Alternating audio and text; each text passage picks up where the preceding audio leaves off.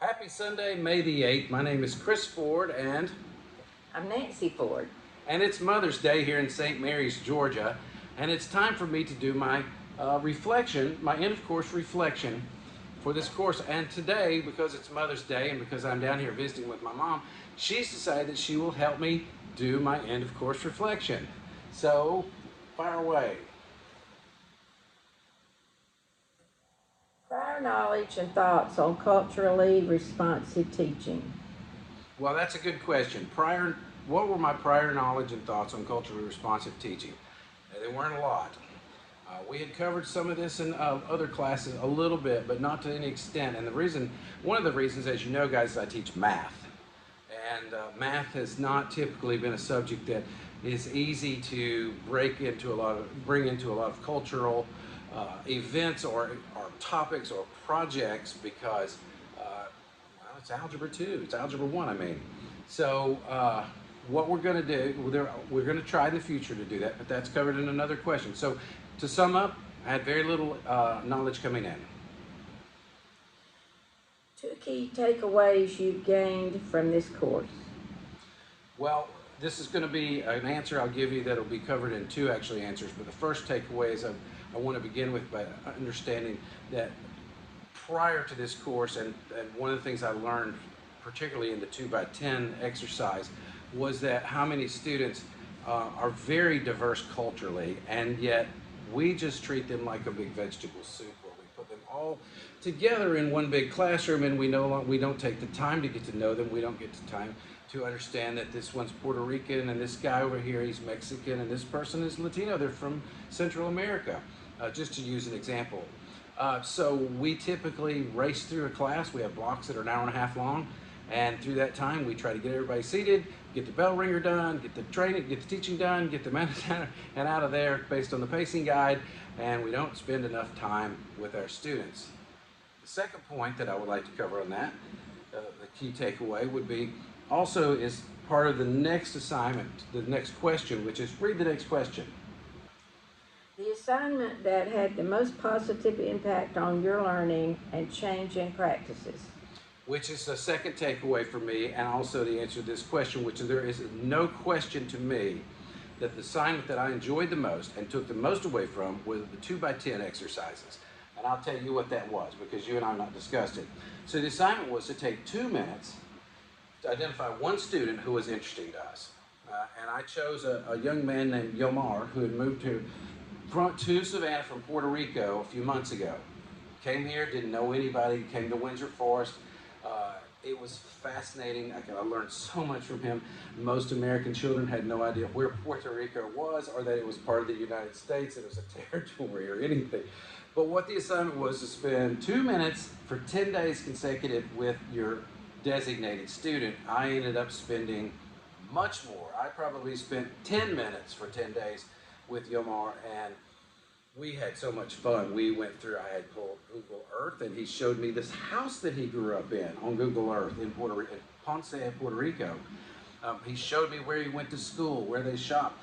I said, "Where's your favorite place to eat in Puerto Rico?" Guess what he said? What? Church's chicken. So I was excited that he was going home because I thought he's going to tell me this fancy dish that his grandmother made. He was most excited to get Church's chicken. He said, it's much better in Puerto Rico than it is here. And I thought, okay. I wouldn't have never thought that. But that's my second takeaway, and also by far my first assignment, and we're still very close. I have spent a lot of time trying to get him involved with other students. He wants to do airsoft and paintball, and I've introduced him to other students that do that. But, I'm afraid he's moving to Orlando at the end of the year. We'll see. He hasn't. His mother hasn't decided. Next. One specific culturally responsive strategy you would implement in the classroom. That was really fine. One thing I will do, and then we learned this from our very last project, which is I would like to put some decorations up in the room.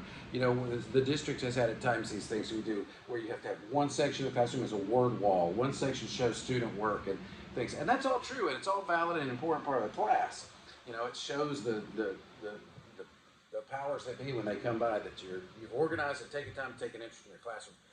What isn't specified in there that I thought was very important for this class is that we begin to put up some artwork and some things that actually reflect the culture and the personalities of the students that are in that classroom.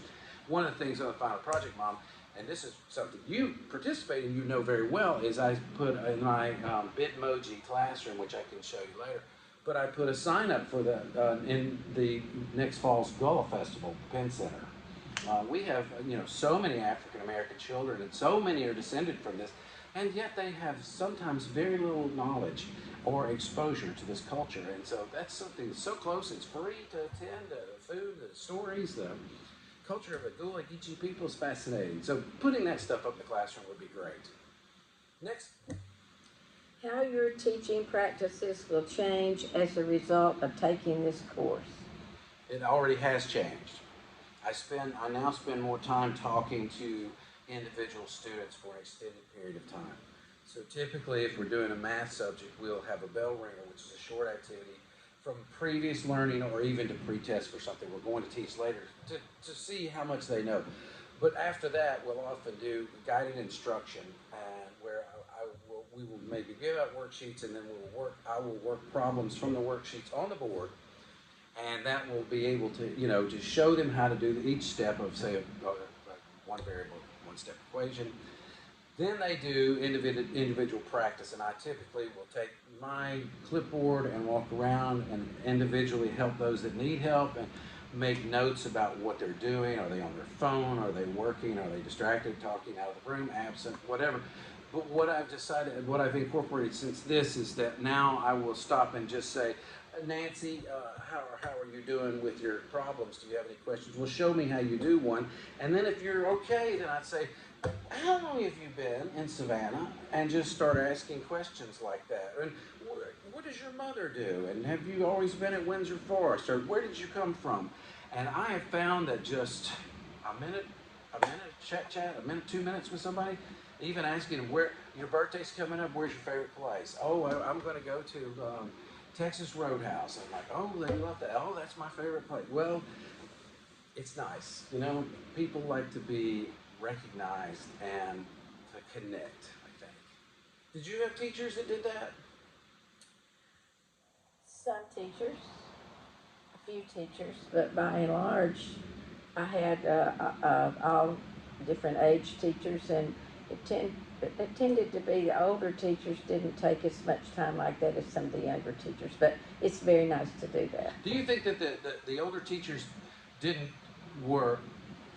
let me say, do you think the younger teachers had come through and learned a different approach to teaching, or do you think the older teachers had just gotten older and tired, or what? Maybe both. Do you? Maybe both, but I think that it's, and so many times the teachers learn from what they see in other teachers, and it just varies, but it's nice to Which teachers do you remember most?